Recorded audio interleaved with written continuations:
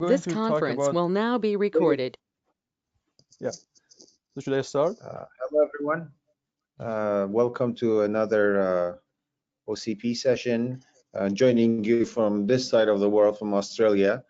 Today's presenter is Ali Najafi. Ali is a research scientist in Meta's system and infrastructure group working on data center networking. Before joining Meta, he did his PhD in University of Washington in Seattle and worked on VMware Research Group. Previously, he has worked on a wide spectrum of projects in wireless networks, distributed systems, IC designs, accessible medical devices. His work, Graham Synchronized Clock by Leveraging Local Clock's Properties, has won the Best Paper Award in NSDI 2022. From my understanding, this work is about a advanced servo with leveraging, again, properties for clocks, I think temperature and other kinds of things. So pretty excited about that because we've been also looking into what we can do for like the servo part, basically, for our devices in data centers and so on. So with no further ado, Ali, the floor is yours. Sure, yeah. Thanks, Ahmed, for the introduction. So today I'm going to talk about Graham synchronizing clocks by leveraging local clock properties. So this work is done together with my previous colleague, Michael Way, at VMware Research. So I think first of all, why do we care about clock synchronization? Because clocks are critical for building distributed systems. And in distributed systems, clocks are used to establish ordering of the events, and which is one of the fundamental problems in distributed systems. In an ideal world, you would have clocks that are the same all over the world, and you can just use them, of course, with adjusting the time zone. You can just use them to order the events. But the reality is that clocks drift unevenly. So over time, different clocks are going to have different values. And Lamport recognized this problem in 1978, and instead tried to solve this problem without using the actual clocks and using logical clocks instead.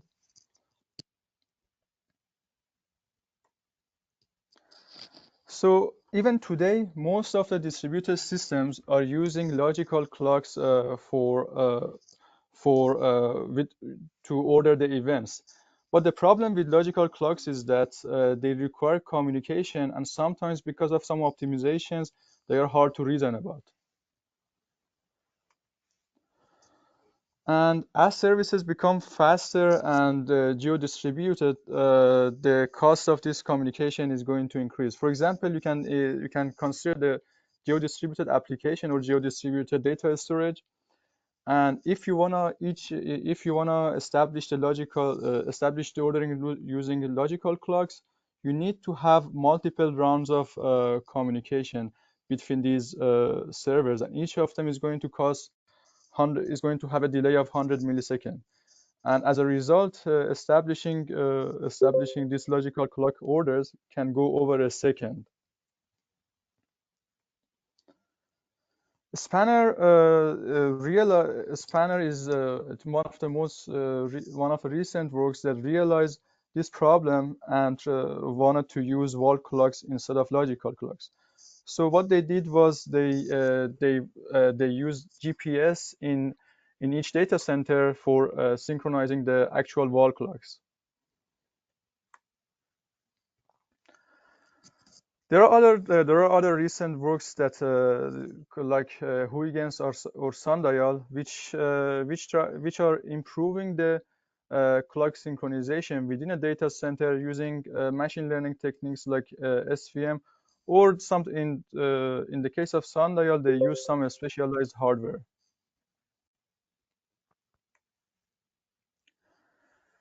These systems increase the clock accuracy by improving the synchronization process itself. They may either increase the synchronization frequency or just improve the synchronization process or the ordering of the messaging itself. In most of these recent work, the assumption is that the local clock is unreliable. So if the synchronization is lost, they assume that the clocks are going to be out of bound very quickly. But the fact is that local clocks keep some time, meaning that it's not that when the synchronization messages are lost, you are just going to quickly go out of the bound. So we wanted to understand what are the sources of the error, what are the sources of these drifts. It turns out that the main reason that the clocks drift is because of a temperature. And if you do a sensor check on a modern server, you can see that the modern servers, they have lots of temperature sensors, and those sensors are, for example, I don't know, for the CPUs, for DRAM, for even things like power supply, optical drive. There's lots of sensors. So we asked the question: can we use these local temperature sensors to compensate for the local clock drift? This is actually not a new idea. In fact, George Graham, who you see in this picture on the right, is a person who in 1726 wanted to compensate temperature for his clocks. So the thing that he did was he used two metals, which are mercury and steel, and put them together. And because they compensate for the rate for the expansion because of the temperature, because they cancel out the rate of their expansion, he was able to compensate for the clock. So our solution, Graham, is a solution that scales that scales to commodity servers in data center, and these servers, they are not designed for this application, and they may not even have a high quality synchronization available. So now that we know why do we care about clock synchronization and or the general idea of our work at a high level, let's dive into our work more. So first of all, we are going to go over the clock drift, and then we are going to characterize the relationship of the clock frequency versus temperature. And afterwards, I'm going to explain how we can automate the discovery of this clock frequency versus temperature relationship. And at the end, I'm going to show some of the results. So from a hardware perspective, we know that the clocks are relatively stable. So this, at the right side, you are seeing a datasheet of a crystal oscillator. As you can see, the frequency stability of a crystal oscillator based on datasheet is plus minus 20 ppm, and this 20 ppm is for the whole temperature range. 1 ppm is 1 part per million, which is 10 to the power of -6, or basically 1 microsecond per second, which translates to 100 milliseconds per day. So knowing this, we wanted to compensate for these for this crystal crystal tolerances. But if we so the problem is that when we look at the recent works, they all assume that the clocks are they are really unstable, and they have 200 ppm of drift, which is 10 times more than what a standard crystal datasheet is going to tell you. And so 200 ppm is really, really bad. Even out of tune mechanical watch has a drift of have a drift of 10 seconds per day, which is around like 100 ppm of drift, not 200 ppm drift. So we wanted to see, we wanted to dig into the crystal oscillator itself and see what are the sources that cause a drift actually. So we can divide the sources of drift into two categories. The first category is the static drift, and for example, you see on the table on the right the two sources of a static drift: tolerance and aging. Tolerance, because for making a crystal, you need to cut for making a crystal, you are going to there is some mechanical cut process, and because that cut process has some tolerances, you are going to have plus minus 50 ppm of error right there. But the fact is that that tolerance there is a static and it's not going to change over time and or with environmental factors. So that's something that you can just easily compensate for.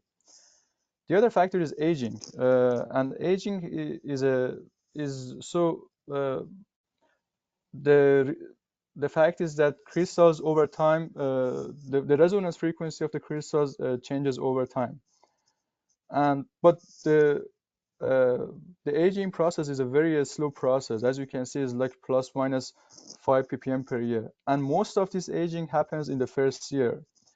So aging is you can consider as a static drift as well. The other sources of drift are dynamic drift, which that's the main thing that we are trying to solve for. As you can see in this table, the dominant source of dynamic drift is temperature. There are other sources as well, like voltage, capacitance, load, acceleration, and time dilation. But the fact is that none of these sources are important. Let me explain why. So for voltage, to be able to see some significant change in the clock frequency, let's say like 1 ppm change in the clock frequency, you need to increase voltage by plus 1 volt or minus 1 volt. If you increase the supply voltage by 1 volt, the server current is going to be too high and it's going to basically fry the server. And if you decrease it by 1 volt, the server is not going to work. For the capacitance load, you need to have at least 510 ppm of 510 picofarad of change in the capacitance load to see again something meaningful. But if you do that, the crystal is not going to oscillate because these crystals are rated for some frequency, and if you are out of that frequency, the oscillation is not going to start. For the acceleration, uh, most of these servers are rated around 5G of acceleration. So 5G is going to result 0.5 ppb or part per billion of change, which is almost zero. And we don't care about time dilation because the servers are not moving. Time dilation is more important in the cases of when you have some clock maybe in the satellite or something. So we say, okay, now we know that what are the sources of a drift and and what we should expect from the clocks. So we said, okay, let's see how does if we measure the clock drift, how does it look like? So this is our initial attempt, and as you can see, so for this test we connected a GPS clock to a server, and as you can see uh, to a server, and as you can see there is lots of jitters all over the place in this clock, in this graph. I should mention that so this graph is a frequency error of the server. We are measuring the frequency error of the server using a GPS clock over time. So to measure the drift of the clock, we need to compare it to we are comparing it to a GPS clock. And to do that, so we need to input the GPS the GPS clock output, which is in our case is pulse per second, to the server. We tried several options using a USB port for that, or using connecting that to the FPGA and using a PCIe of FPGA and going to server and using a serial port. We realized that we can using a legacy serial port, we can achieve plus minus 1 microsecond of we can go within plus minus 1 microsecond of jitter. And so we connected our GPS clock to the serial port, and we use a dual interrupt scheme as well. So by using a dual interrupt scheme is that we send two interrupts right after each other. In our case, we use a time difference of 0.5 microsecond. And if in the if the timestamp of these interrupts are close to 0.5 microsecond, we can say, okay, the timestamp uh, of the interrupt is valid, and we can pass it to our system. If the time difference is too high, that means that there was the server was too busy and the interrupt was not timestamped right when the rising edges arrived. And as you can see, applying all of these optimization, all of these modifications, we can see that the clock is actually quite stable. There is some static minus 22 ppm error as over here, and that's just because of the tolerances that is very easy to compensate.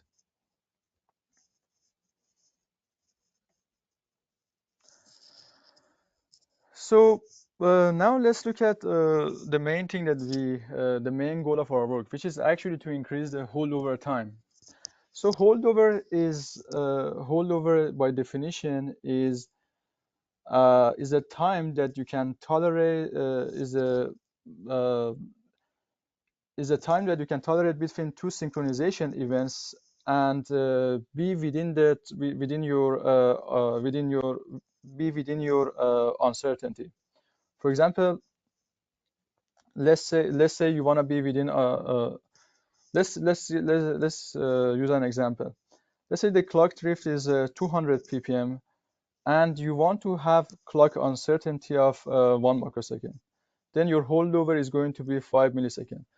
This means that you need to synchronize every 5 milliseconds, and if you don't do that, your clock your timing uncertainty is going to be more than 1 microsecond. I think I should define what I mean by timing uncertainty, and is basically so we have lots of servers. We have lots of servers in the data center, and all of these, I think, the time difference of these, we are defining that as timing as a time uncertainty. So as you can see, if we want to decrease the time uncertainty from 1 microsecond to 100 nanosecond, we need to synchronize every 0.5 millisecond. Synchronizing every 0.5 millisecond means handling 2000 means that the CPU needs to handle 2000 low jitter IO operations.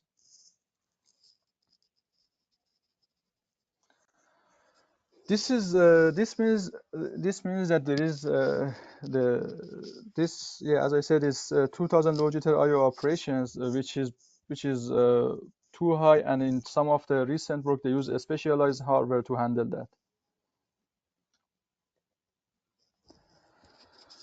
But if we characterize the clock, then we can minimize this error without change. We can minimize the clock drift error without changing the holdover time. For example, if instead of 200 ppm clock error, we have 20 ppm of clock error. Then we can support 100 nanosecond of timing uncertainty using with 5 millisecond of with 5 millisecond holdover time.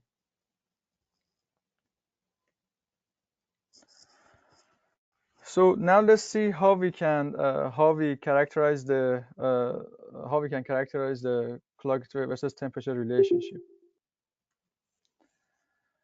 So for these tests, we realized that working with the actual server is actually quite hard, because changing the temperature of the server uh, is really a pain. And the reason is that there are lots of fans in the server, and if you want to increase the temperature, the fans are just go crazy.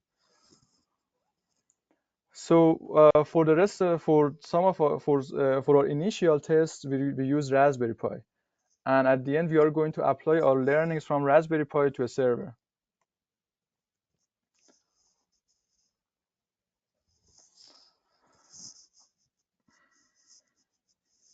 So as I said, yeah, we use Raspberry Pi 4, which runs Linux, and it's much easier to make it hot or decrease its temperature.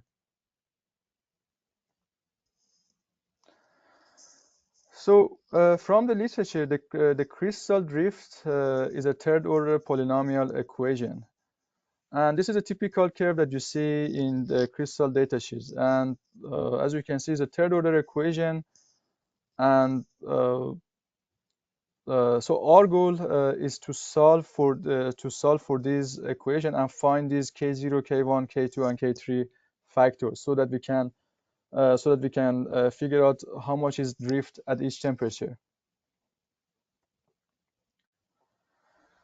So we were able to using Raspberry Pi. We were able to approximate this drift.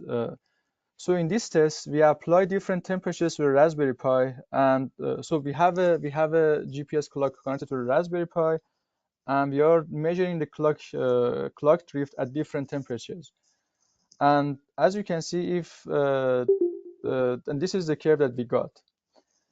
We did this test several times, and as you can see, in all of these tests, the result is going to be the same, even though the temperature traces that we applied to the Raspberry Pi was different, because we are actually manually changing the temperature by using heat pad or hair dryer or ice bucket.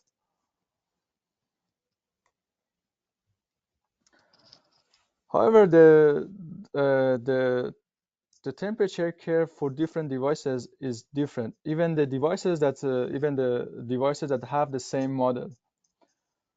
For example, here we have two Raspberry Pi 4Bs, and the curve of them is going to be different. And there can be multiple reasons for this, and one of them is that because even if they use the same model of the crystal, because there is some tolerance there, the cut may be a little bit off, and because of the frequency of them, it can be a little bit off.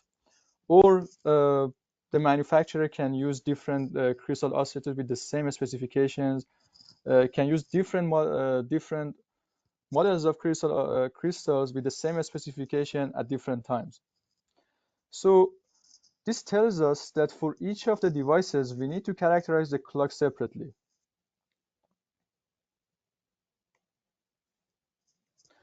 In addition, we ran some tests. Over time. So this test is showing a characterization. It's showing a true characterization, which is done over a period of 6 months. And as you can see, there is a little bit of difference in the curve, and this tells us that our characterization process should run continuously and solve for the relationship of solve for the frequency versus temperature relationship.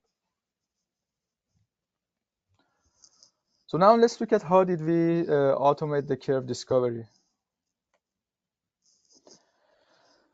So in order to scale our solution to data center, we need to automatically characterize each device. And there are cases for data centers that they don't have access to GPS or even PTP.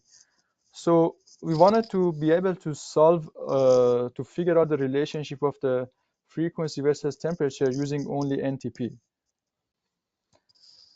And I should mention that the accuracy of the time accuracy of the NTP is only several milliseconds.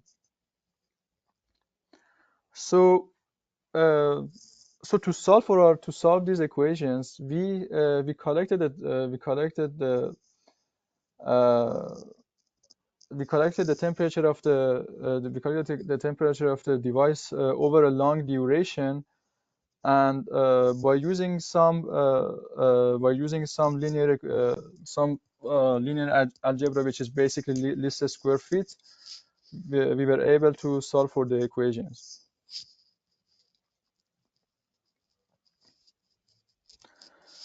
So the details are in the paper, but at a high level, we are aggregating the temperatures observed between synchronizations and generate a set of linear equations, and we are using those equations to solve for the third order temperature polynomial.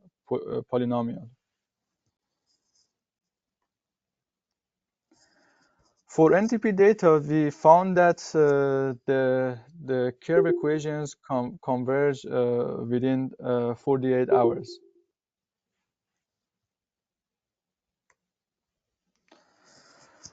And so the NTP curve that we generated is within 0.5 ppm of the curve that we obtained using high precision GPS, which shows that even without having a high accuracy clock, which is NTP, which has more than milliseconds of error, we can generate the temperature curve and solve for the temperature frequency versus temperature relationship.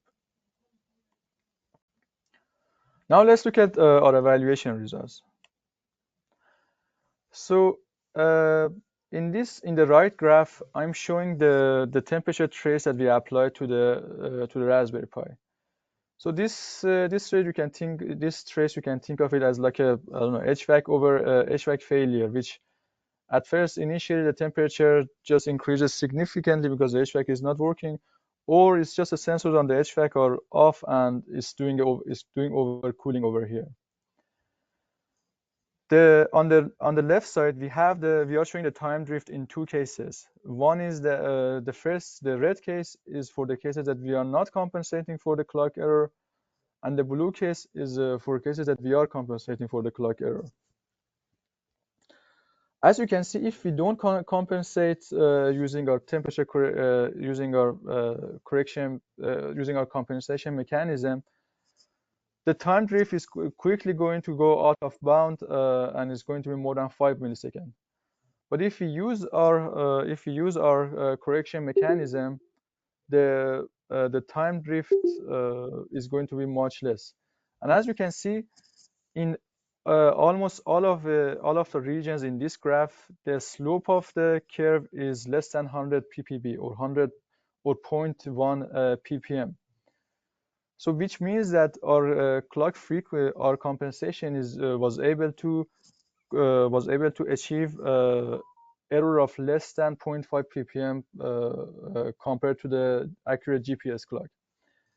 There is a part of graph in S3 region that the error is more than 100 ppb is actually 330 ppb. And if you look at in the temperature trace, that's the time that the temperature was above 90 degree Celsius. We suspect that the reason for that is that during our learning, when we were learning the curve, we didn't apply these high temperatures to the Raspberry Pi, and because of that, the learning at those temperatures was not as accurate. So we are going to have 330 ppb. So both 100 ppb or 330 ppb are great compared to Crystal datasheet, which tells you 20 ppm, and also compared to previous works, which tells you that you should expect 200 ppm of error. We did a test. For applying a thermal shock, and so so what we did was we pointed the hair dryer at the Raspberry Pi, And as you can see, the temperature is rising. As you can see here, the temperature is rising by like 2 Celsius per second. And even in that case, we are able to in that test, we are seeing that the time drift is going to around minus 10 microsecond and is going to be within 10 microsecond of error. If we don't apply the temperature compensation during this time, the time drift is going to go around 1 millisecond of error. Now let's look at our results for commodity servers. So there is a challenge with commodity servers, and the challenge is that they have in Raspberry Pi we only had one temperature sensor, but in commodity servers you have lots of like 30, 40 of temperature sensors. So in this graph, I'm just showing the kind of top performer temperature sensors. So the challenge is to find which one of these temperature sensors during our learning, to find which one of these sensors is having the best result and choosing that for our corrections later on. So what we did was we during our learning we applied different temperatures to the server, and did the learning for each of these temperature sensors separately, and then see which one of them, what kind of result each of them is going to give us during our testing. And in the test, you can see that the DIM1, the temperature sensor that is, we call it DIM1, but it's just close to that bus, is performing the best.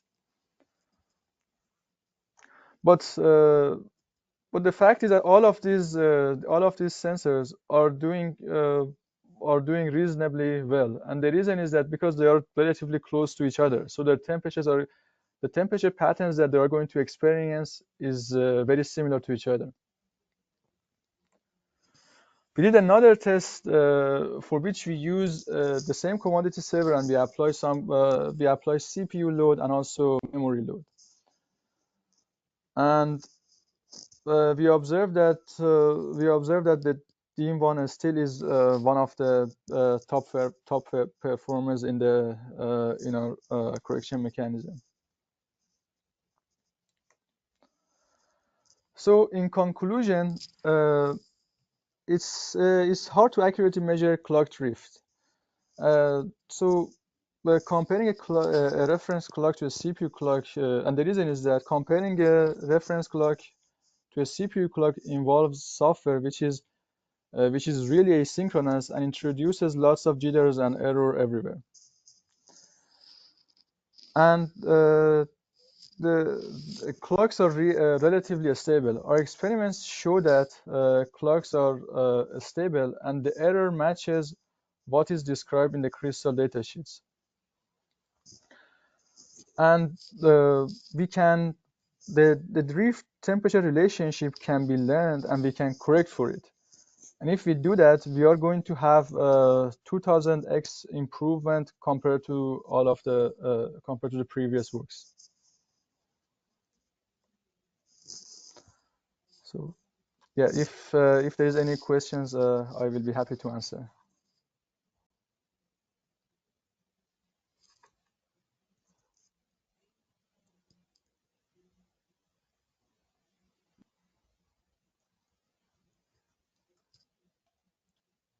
I have a question for you.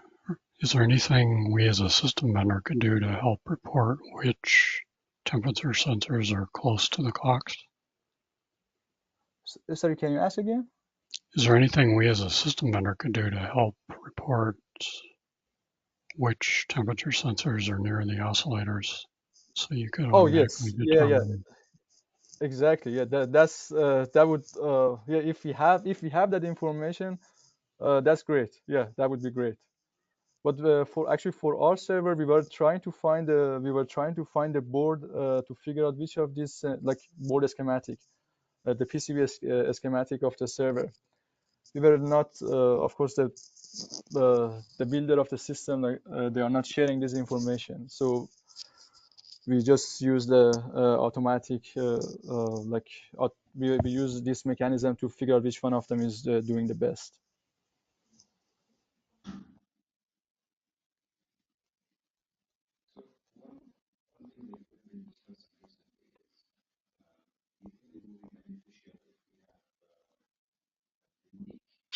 I have two questions. One is whether you've looked at like I know that there are surface mount chips that are temperature controlled, that are like oven controlled. Have you looked at that stuff and how that compares to uh, the solution?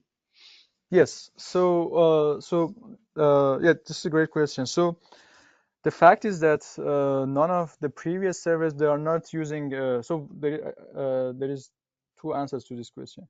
But the previous servers are not using temperature control, crystal oscillator, or oven control. And we wanted to have a solution which applies to the servers that are currently being used. But if we use that, so I think for temperature compensated crystal oscillator, you are going to have around plus minus 0.5 ppm of 0.5 ppm of error, which is great, and but our result is comparable to temperature control crystal oscillator. But if you want to compare to oven control, I think those the range for those is in the range of tens of part per billion error, but they are much more expensive. They are like tens of dollars, and my understanding is that the system builders, the manufacturers of these servers, they are trying to cut prices anywhere that is possible. Did I answer your Yeah, question? yeah, no, that's great. I was just curious, wondering like how the two things compare versus existing like lower cost you know time solutions because um, yeah, thanks. So yeah, I think I should say this is the using TCXO and OCXO is a higher cost compared to our solution, because we are not adding any new hardware to the server.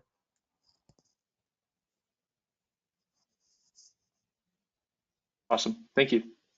Yeah.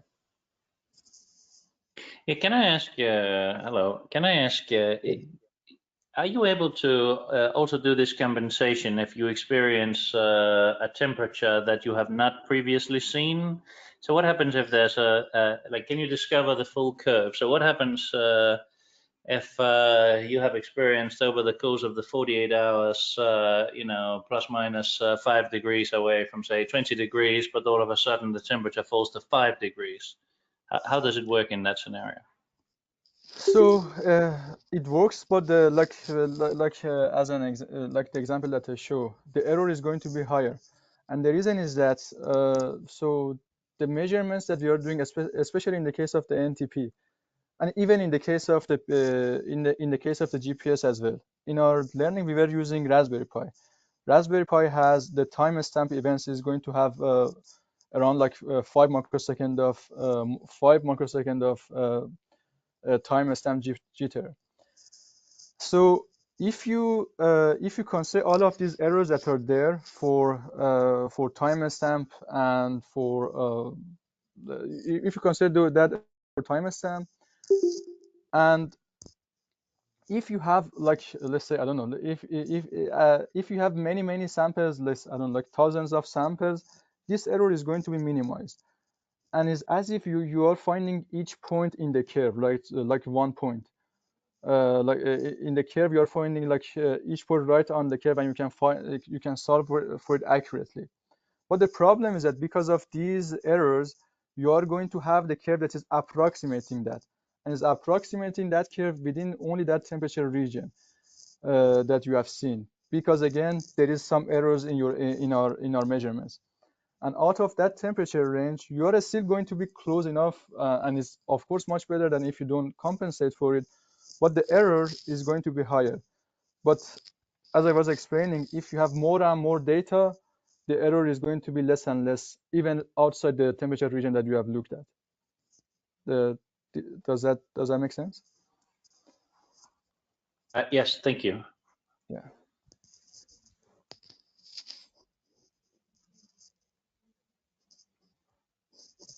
In your experiments, were you using an external like thermocouple, or are you using some temperature sensor on the Pi itself?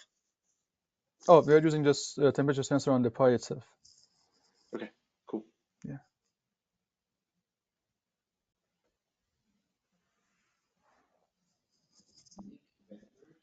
I have maybe a comment or a question.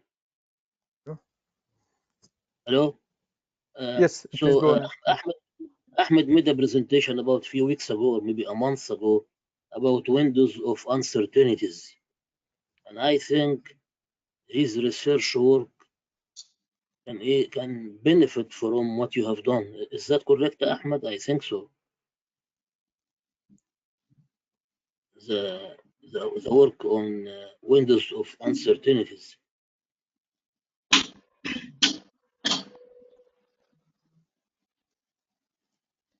Hello.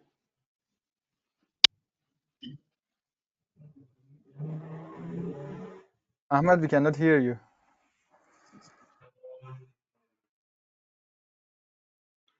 We don't hear you. Yeah.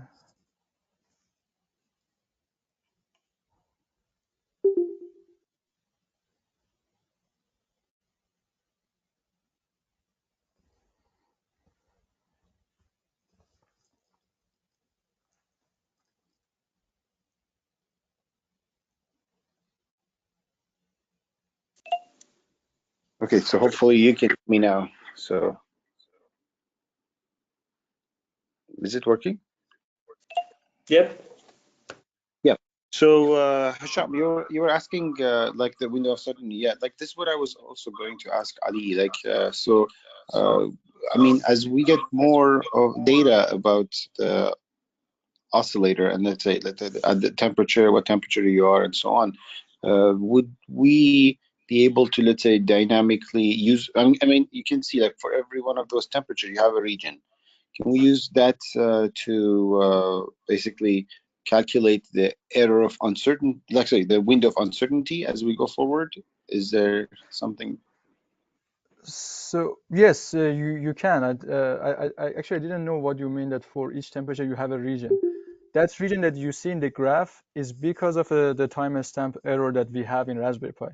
But if you use I see. something like PTB or you use something like PPS and you have like hardware timestamping, you're not going to have any of these issues. And the curve that you see in that graph that has lots of point around the main curve is just going to be right on the average curve. I see. So I see. yeah. So one more thing, Hisham, like, so I missed on what you were asking. Is that what you were asking for?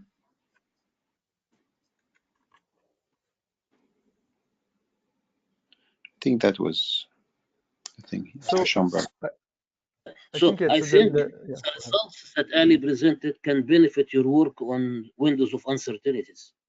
Yes. Yes. That's what I want to confirm. Yes. Thank you, Hisham. Message. Yeah, I have actually 3 questions. The first one is about the GPS measurement that you made at the beginning. Was your GPS PPS signal filtered by something, or just a direct one from the receiver, because it also has jitter? This direct from receiver. So we use so we had 2 GPS receivers. One of them had like 100 nanosecond of jitter. The other one, which I don't remember the exact model, but it was much more expensive, which had plus minus 5 nanosecond jitter. But we used the first one for the Raspberry Pi, the second one for the server. Okay, yeah, because it also adds to the curves that you shown, and probably some of those spikes came from the jitter from the receiver and not from the. That's true. Yes. Yeah, that's true. Okay, so yeah, what was the second one? Yeah, okay, so how you measured the jitter on the Raspberry Pi? Have you used the system timer, or how you did this? Oh, you mean how did I? So the way that we do it, so we have PPS, right? Pulse per second. right? And the PPS should come every 1 second. And we are when the timestamp event is coming, we are using when the PPS event is coming, we are timestamping that, and we get this difference of these two timestamps, and we expect it to be 1 second, but it's going to be 1 second plus, like, let's say 1 microsecond, or 1 second minus 1 microsecond, and we are going to say that, okay, this extra thing that you are seeing is because of two reasons. One is the timestamp jitter, and the other one is actually because of the clock frequency error. To solve for the timestamp jitter, we are aggregating lots of samples, and after we do that, we are just going to end up with the clock drift itself. Okay, and the third question is about the distance between the temperature sensors and the crystal. Have you found kind of a sweet spot, how, like, you know, in which zone that when you put the temperature sensor, you will give good results, and in which it's basically useless? You mean for the Raspberry Pi or for the server? For the server, probably, because on Raspberry. So yeah, for the server, we actually don't know where are these actually I don't. I think there was one of the things that we kind of see where are these temperature sensors located, but the problem was that we don't know where is the crystal located. So what we did was we look at the results for all the temperature sensors, and we see which one of them is doing the best. But we actually don't know exactly how close they are to the crystal. And I think this is something that is actually representative of the actual case, because for all the servers that are deployed now, I don't think maybe we would know how close they are by contacting the server manufacturers. But if we are not doing that, we should just rely on some automatic method to figure out where is what. Yeah, I was rather asking from the other side, you know, where to put the sensor to make sense. But as close as possible, because the reason is that there is some so you want a sensor that is representing the crystal as much as you want a sensor that is representing the crystal temperature as close as possible, right? But there is depending on the distance, there is going to be some delay for the heat to propagate from the sensor to the crystal itself, and you can write your equations to account for that and solve for that delay and figure, because that delay is not going to change because the location is not going to change. But you can do that, but that's harder to do, and we didn't do that.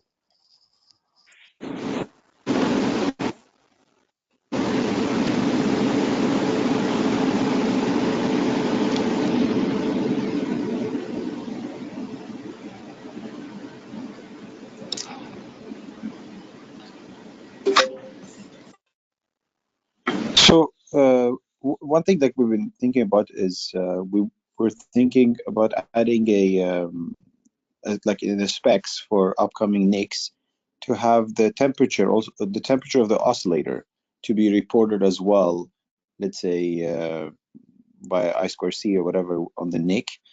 Would that be helpful for? Of course, yeah, like yeah. for That's you're basically going to have a temperature compensated crystal oscillator there if you do that. Yeah, and yeah. Of So course. let's say in comparison, let's say if you have something like this versus, let's say you have a TCXO in the NIC, you think this is going to be better, or? So I know from our results, we are seeing that we can get within 0.1 ppm or 100 ppb. The TCXOs that we see, they go from 0.1 ppm to 1 ppm, or actually even to 2 ppm. So Yeah. I can say it's better than TCXO, but not better than OCXO. Yeah. Yeah, This might interest Gary. I don't know if Gary was here. Yeah. Yeah, go ahead. Oh, yeah, I didn't mean to cut you off. I was just wondering, when you were testing with the Raspberry Pi, were you was the device doing anything else, or was it just like sitting there idle? Like, have you tried testing it with like actual load on the chip, like on the same PCB? On the Raspberry Pi, I don't think I did that. No, we didn't do that. Yeah, but with the server we did. But so yeah, we did. I don't think we did that for Raspberry Pi Okay, yeah. Well, the server because that. issues were active cooling, right? It's just like Yeah, that was messing with the measurements. Yeah. but the Raspberry Pi, I mean, I don't think applying a load is not going to change the result, and the reason is that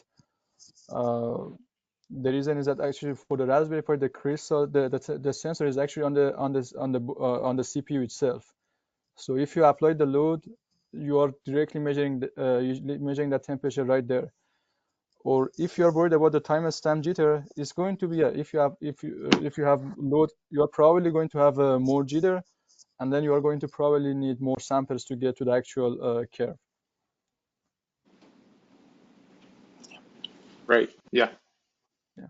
Yeah, it definitely complicates things. Yeah. Any more questions?